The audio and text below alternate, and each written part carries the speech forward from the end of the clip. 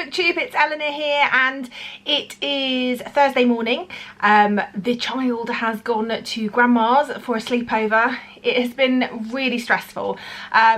Before I start all this loveliness of the Dublin WorldCon vlog, which is what this is, I'll talk to you a bit about this because maybe some of you out there can help me.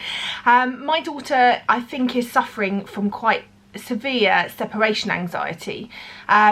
She found out that I was going on this trip quite a few months ago now. I'd say 4 or 5 months ago. She's only sleeping one night at Grandma's, and for the rest of the time I'm away it's just her and my husband, and even my husband is going to sleep at his mum's at Grandma's tonight as well, so she's not sleeping there on her own. And she slept at Grandma's loads of times before and loved it, but for the last 5 months, no joke, at least once every few days she has cried and said she's worried about it and she doesn't want to go, she doesn't want to leave me, and it's become quite upsetting and stressful, and yeah, to the point where last night she was crying. In fact, yesterday she cried nearly all day, and yeah, just makes me feel really guilty for going away and having a nice time. And I know that I have to do it, and I know that it's important for me mentally, and I think it's important for her, but I still feel terrible. And what can you do? I mean, yeah, so we've just tried to be really sort of firm and fun and kind about it, but not pander to it too much to make her think that there is something to be worried about. And my mother-in-law is great. She was a teacher, she's great with kids, she's wonderful with Matilda, and they're going to go swimming and do stuff, so it's going to be great. And I know she'll probably be all right. Well, I know she'll be all right when she's there, because she always comes back from things that she gets anxious about, because this isn't the only thing. It's now become quite a thing. She doesn't want to go on play dates on her own. She doesn't want to go to sort of art club for the day in the summer holidays, things which she sort of did before, okay. And she always comes back from going, I don't know why I was so worried, I love that. And yet we have this massive build up to it, and I don't know whether I should just not tell her anything that's happening until it happens, and then just sort of spring it on her, or whether that's even worse. I don't know. Have any of you ever had kids that suffered from this? And we're at the point now where I'm feeling maybe we should go and talk to someone, because I don't want it to become a big thing and to affect her later in life. You know, maybe she needs to have a bit of counselling or therapy or whatever to just sort of talk about the issues, or maybe I need someone to give me some guidance on the best way to handle it. Yeah, I don't know. I've tried to read up on it. I do everything that it says that you should do, so yeah, if anybody's got any tips, that would be great. So it's with a little bit of a heavy heart that I'm going today, but I'm determined to enjoy it, because, you know, she's gone now and that's it, and she's going to Grandma's for the day, and she's going to have a wonderful time, and she's going to have a great time with my husband for the weekend, the two of them, you know, joking about. So what's the point in me not enjoying myself too? It's something that I was really looking forward to.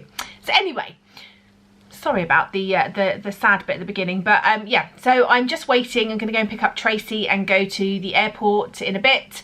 Our plane's at like 2 o'clock in the afternoon, and we land at about 4 or something, or 3:30, and we're hoping to go straight to our hotel, check in, and go straight to the convention centre, because it actually starts today, but because of like childcare issues and things, and Tracy with work and holiday and stuff, and money, we decided that we would go today, try and catch a few talks this evening, and then I've got a jam-packed day on Friday and Saturday with talks, and we're planning on going to Chapters, which is a big bookshop in Dublin, and meeting up with all the other SFF people. This is another thing. This is just my sort of anxiety coming out here, and I'm not a great flyer, and my flying has become much better over the years. I think really mainly to my husband, because he is just such a chilled person, and I often only fly with him now. I don't fly for work anymore, and so he's so chill that it just sort of chills me out, and I feel like I have to be chill for my daughter as well, because I don't want her to hate flying. So yeah, but Tracy, I think, is quite anxious as well, so the two of us are like going to get there super early, and everything's going to be super efficient, just so that we're super chilled, and we're both going to be trying to chill each other out, and it's going to be fine. It's such a short flight, but yeah, so that's interesting. But yeah, one of the things that I've noticed, maybe because of the type of job that I'm now in, and it's different to before, I'm not going out and meeting people and having to sort of have those interactions all the time. I work mainly with children, with children majority of the time apart from teachers, and I struggle a little bit in social situations now, and I think this one is worrying me a little bit, even though I know that a lot of the people are going to be feeling exactly the same. The SFF community is amazing and I love it, but I often feel a bit like an imposter because I don't read solely SFF, and because I don't read, well, recently I haven't been reading very much of it. I think I sort of burnt myself out with the SFF awards, and I sort of go in peaks and troughs in the genres that I want to read. I often feel like I don't deserve to be at the sort of science fiction and fantasy conventions because maybe I'm not a hardcore enough fan, and I have to just sort of try and stop myself and say, no, you know, you can go if you're enjoying it, why don't you go?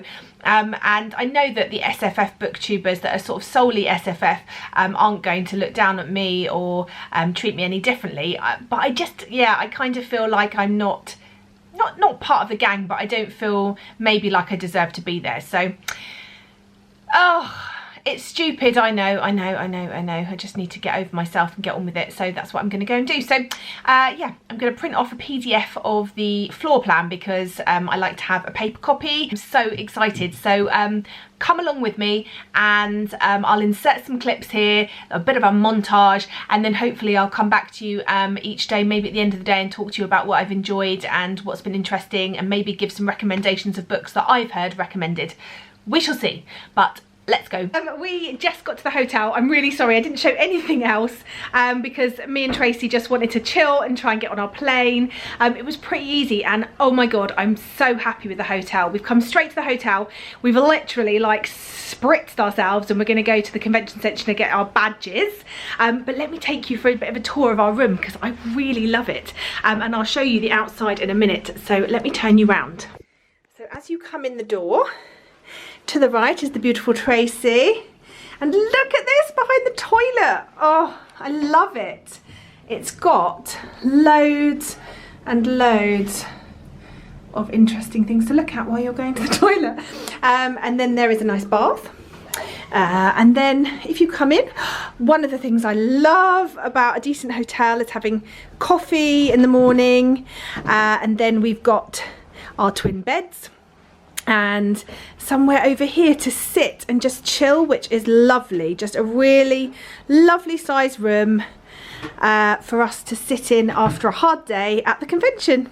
Wow. So we're going to go off to the convention now. We want to, well, we were going to try and go to a couple of panels. We think we're probably a bit too late for that. I'm quite tired. So we're going to go to get our badges and sign in and meet up with some of the other booktubers. Just get our bearings really, see how long it takes to walk to the convention centre from the hotel. So we know for tomorrow. We might go to chapters and go to the bookshops round because they're all open till sort of 8 because we're in the city centre. Get some dinner and just have a general chill out and catch up with people. So I'll try and film a little bit and show you as we go around.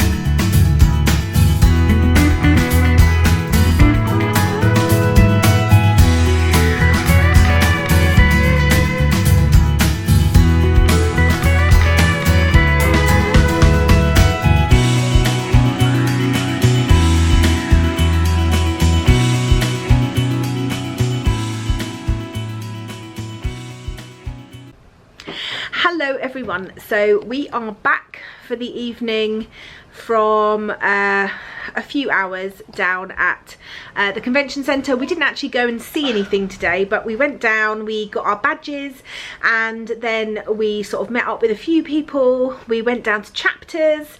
I didn't buy anything, but Tracy bought a book. What did you buy, Tracy? I bought, hold on, it's right here. I bought How Long Till Black Future Month by N.K. Jemisin. And that's a collection of essays, is it? Yes, and it was $4.99. Very good. Bonus.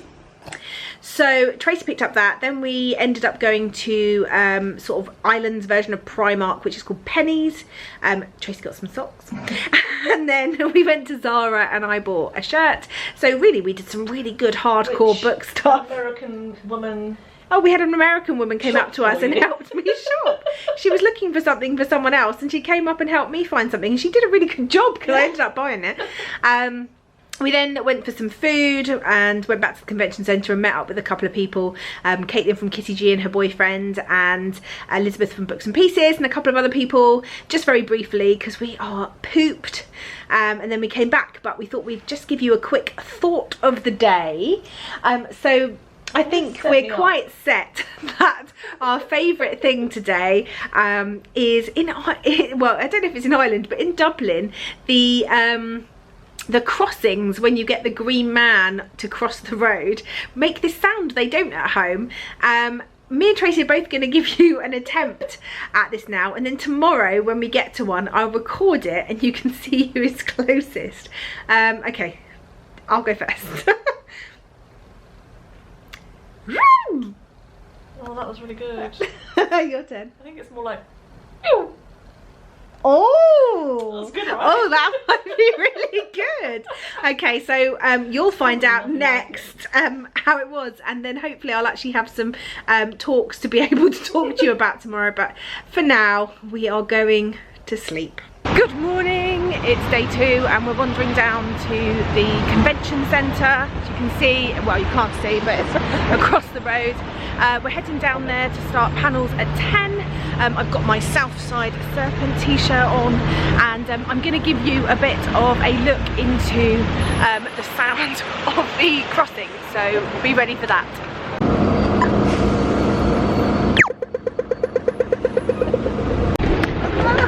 So we're going into the convention centre. The first panel that we want to see is a space opera one. So we're looking forward to that. It's sort of back-to-back talks today, so we might just do a little wrap-up later. Yeah. Once we've seen them all, and let you know anything interesting that we've heard or any book recommendations. So we'll come back to you in a little bit. For now, we're going in.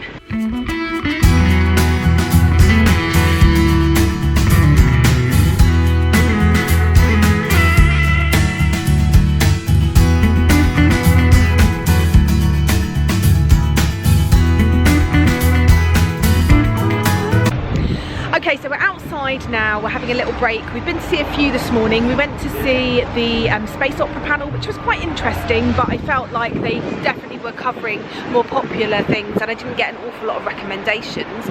But one of my favourite things that we've been to see is the Own Voices panel, where there was 5, was it 5? Yeah. 5 Own Voices, authors, artists, bloggers, talking about their experiences, what Own Voices means to them, what allies can do to help Own Voices be heard more. One of the things I would have liked in that was some recommendations of perhaps not mainstreamly published, or perhaps not the most popular Own Voices stuff, but stuff that's you know, needs to be heard or they feel is important to read. So I'd like to hear a bit more about that, but they were really interesting and it was a really interesting discussion, I think. It was very, very good. And Eleanor jumped on Rivers Solomon straight away afterwards to ask for recommendations. She won't tell you that, so there you go. Oh, yeah, I did. I jumped on her. So and she very kindly gave me her card, so I'm going to email her and try and get some recommendations of her, that books that I can read and review on the channel, and hopefully sort of help in a, even if it is a small tiny way, to just get some more books out there heard that they feel, you know, aren't the ones that are maybe tokenistic. I don't know, is that a bad word? But what, you know, there needs to be more out there, and I think, you know, anything that we can do as reviewers can only help, even if it's just in a small way. Anyway, we've been to the dealers area and we decided to get a blind date with a book each. So we've got them here. And we're going to open them up. So this one says, a brilliantly original world in this all too possible story of life, death and legacy. And this is was a blurb from Sarah Galley, who wrote about hippos, you know, fancy hippos. I love that book. If you enjoy science fiction reads with plenty of action, then I recommend this one. And that was from Brain Fluff. So we're going to open this one in a second. In fact, I'm going to get Tracy to open it on camera in a minute before it starts raining. Okay. The other one here is highly rated on Goodreads. June Meets Son of Anarchy. We're both a bit dubious because I don't think either of us were really into June, but we like the idea of Son of Anarchy. Sci-fi, space opera, paranormal fantasy, so could go either way.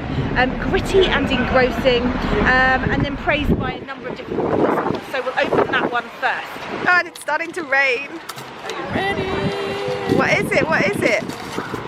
It is Hunger Mixed by Alex Wells. Oh, that's kind of cool. That looks kind of cool. I get where the Sons of Anarchy one. Okay. Okay, so that was the paranormally one, was it? And this next one is that the space opera? This one here. This one I think was the space opera, and this one is. Yes, that's right. This one is the science fiction with plenty of action and original world. Oh, I'm excited. I thought we might recognise them, but we don't. So. I didn't recognise that one. No. No, never heard this one. The Uploaded.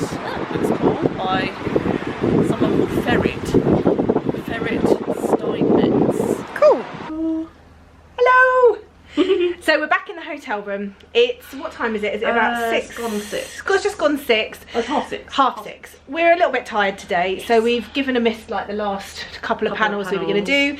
We're going to get pizza and watch series 2 of Mindhunter because we both want to watch it and it came out today.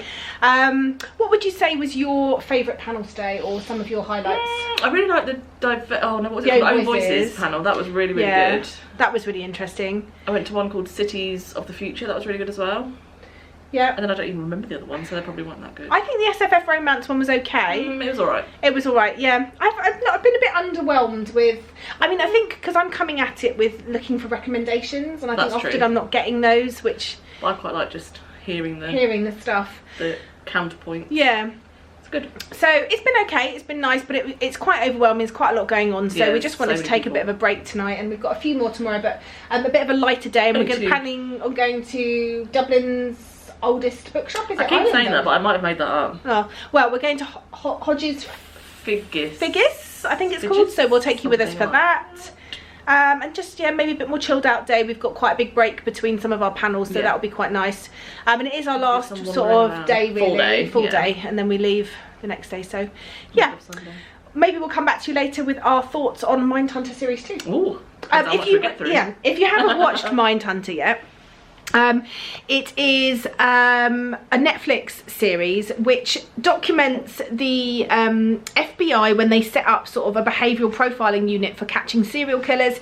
It's based on real life, and in fact the book that I'm currently reading, hold on, The Killer Across the Table, is from the authors of Mindhunter, John E. Douglas and Mark Olshaker, who were a part of this group of people. So it says in this one that it's an FBI criminal profiler, John Douglas. So he was instrumental, I think, in working at setting up these sort of profiles. So what they did is they went in and they interviewed loads of serial killers that were in prison, and that sort of serial killer word wasn't really coined at the time, and it wasn't until they sort of named it that and talked to them about their sort of motivations, their thoughts, and to try to help so that they could go into police forces all around America and give them ideas of the type of person they might be looking for, where this person might strike again, what this person's motivations might be, what sort of things they could be expecting, and I just think it's really, really fascinating, and I loved the first series of Mindhunter. It was really good,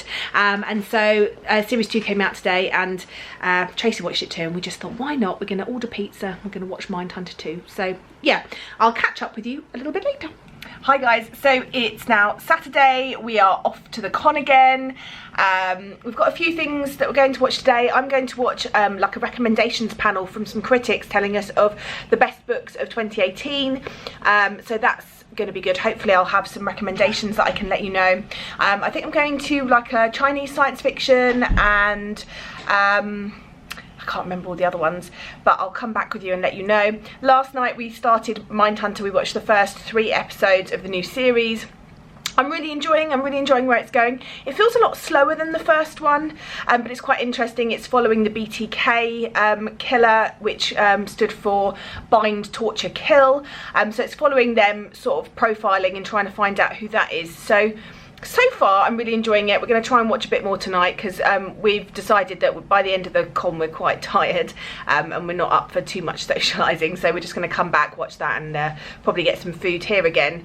And we are going to go to Hodges Figgis today, which is a Dublin bookshop, which is meant to be really cool. So I'll take you along with me to that as well. I'm really angry the other day because an author said, "Oh God, I just wish I were queer. It's so on trend right now." And I think this is the danger. A trend is the point in any growth cycle where the volume gets loud enough that we start paying attention, right? And so that's the thing. I see that response as awful, but I see it as a good indicator because it means that it's finally coming out of the marginalizations of the conversation and taking up space in the center. Now, it's a really big risk space. We see this in other marginalizations and minorities as well, that it becomes a little bit like Highlander, like the market floods and then like we pick what to champion, and that's really, really dangerous. And that's one of the reasons that I brush back against the coming out narrative, where I want there to be coming out narratives, but I don't want that to be the loudest and only kind of queer narrative. The same way that like for a while, the Kill Your Queers, the queer tragedy, was this really big thing. Like you could have queer main characters, but they're gonna die. Like they don't get to have happy endings, right? And so I think it's a good indicator that we're having more. But anytime you have more and you begin to have power and representation, it gets used for ill. And so I brush back against what I call checklist fiction, checklist diversity, where you're like, why have one thing when I can want to have one of everything? And what's happening is that the writers aren't writing responsibly. And so they're writing one of everything, but they don't actually put the depth into those characters. They think that they can just make a descriptor note on page 5 and that they never have to let it inform the character identity. But with any form of identity, you're not one thing. You can't just be defined in one way on one page. It informs your life. We are the product of our environment, of our past, of our interactions. So I want to see it done responsibly. I don't want it to be done because it's popular, because it's trending, because it's a moment where it's being talked about. I want it to be done with respect and with research. And I think that, like I say, that horrific comment is a good sign because it means we're having the conversation, but it isn't just about having the conversation, it's about doing the work and about having the conversation well.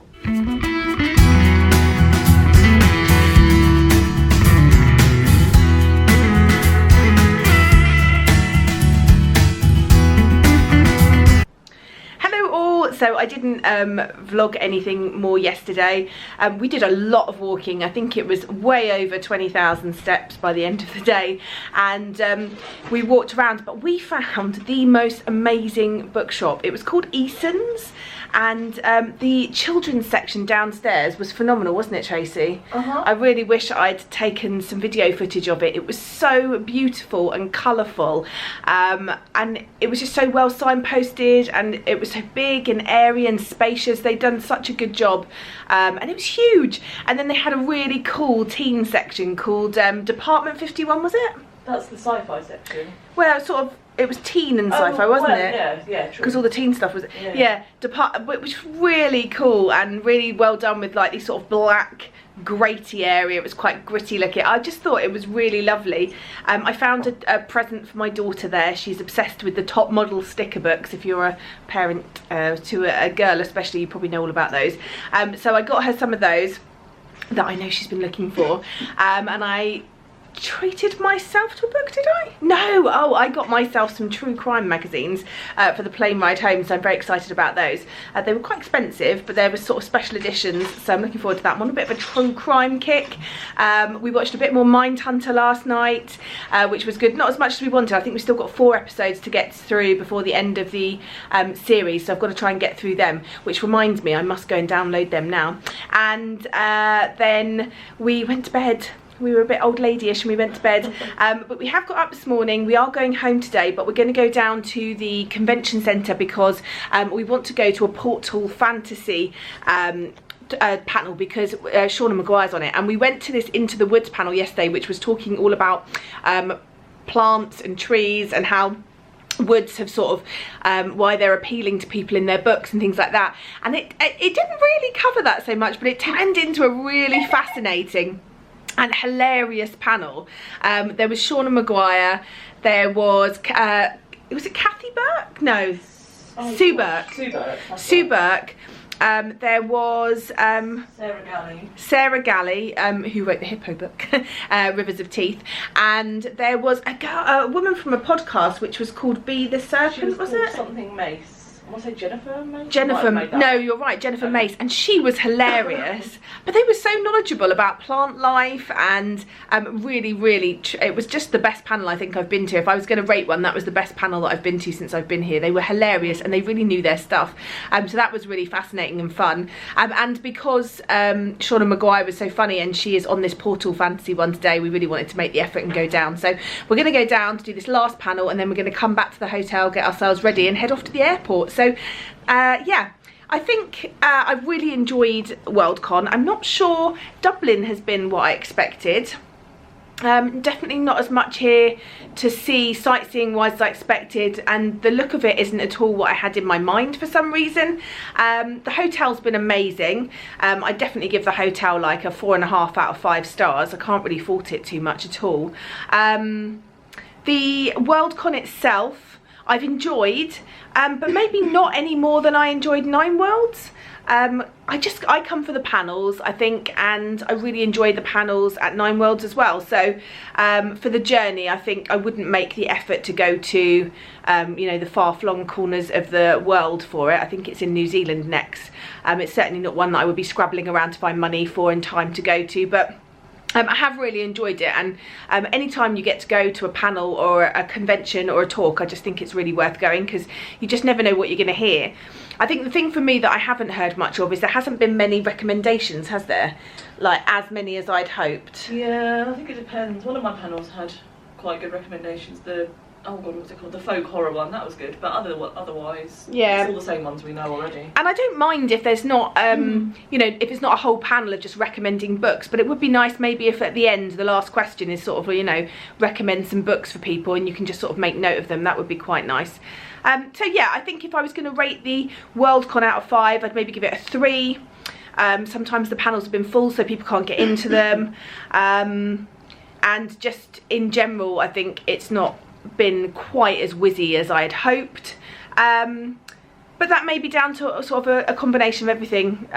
Like Dublin itself for us hasn't quite met what we wanted.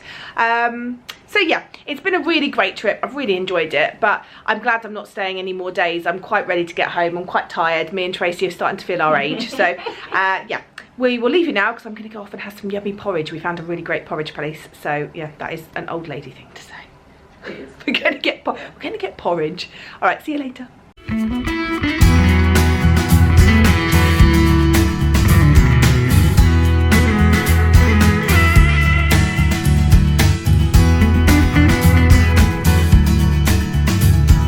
I'm very honored to be moderating this panel. My name is Mer Lafferty, and I'm too close to the mic. And this is the What I Read When I Was Young, and you might think that the people on this panel may have one really cool thing in common. So these are all, except for Rebecca Rosenberg, unfortunately, all of the Best Novel nominees for the Hugo tonight. So let's just...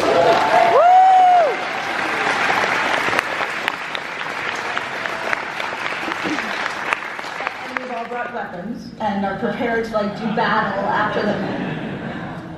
I am a fencer, fear me. Never mind, no on the weapons. I have a fountain pen. It's mightier than the sword. So let's start with my left. Why don't you introduce yourselves and tell what awesome book is up for the Hugo tonight? Hello, my name is Yoon-Ha Lee. I'm the author of Revenant Gun, and I like writing about genocide. My name's Becky Chambers. I wrote Record of a Spaceborne Few, and I like writing about nice folks. My name's Catherine Valenti. I wrote Space Opera. I like writing about washed-up landmarkers. I'm Naomi Novik. I wrote Spinning Silver, and I like writing about dragons, none of which appear in that book. My name is Mary Robinette Kowal. I wrote Calculating Stars, and I like writing about ladies in space.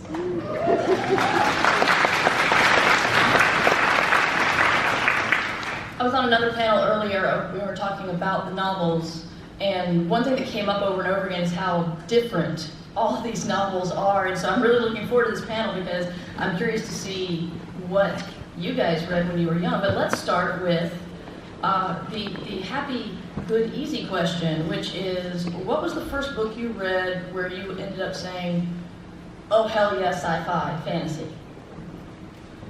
For me, that was Enchantress to the Stars. Yes! By Sylvia Ingal. And it was the first one that I recognized was science fiction. I had previously read science fiction, but I hadn't actually realized. Like, I read Wrinkle in Time before that, but I didn't recognize it as science fiction. I was just like, well, of course you go to other places when you do math.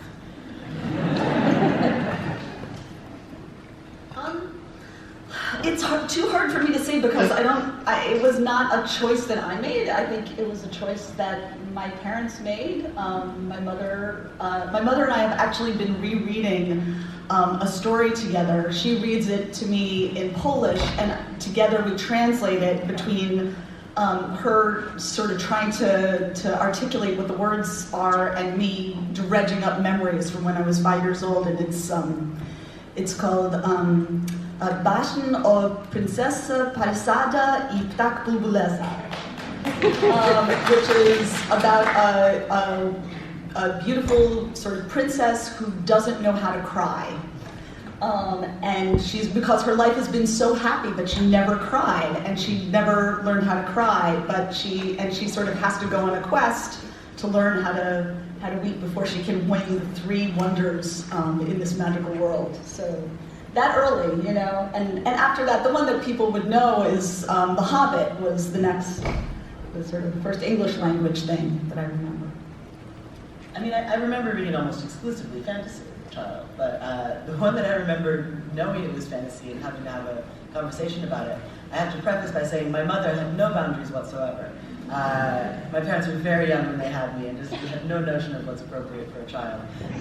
There's this play called The Breasts of Tiresias, and my mother was in her master's program for drama, and so I grabbed this play off of her stack at 5 years old and started reading it. And I didn't understand a lot of it. What I really liked was that in the beginning there's a lady in a dress with a monkey print, and she takes balloons out of her bodice and throws them in the audience.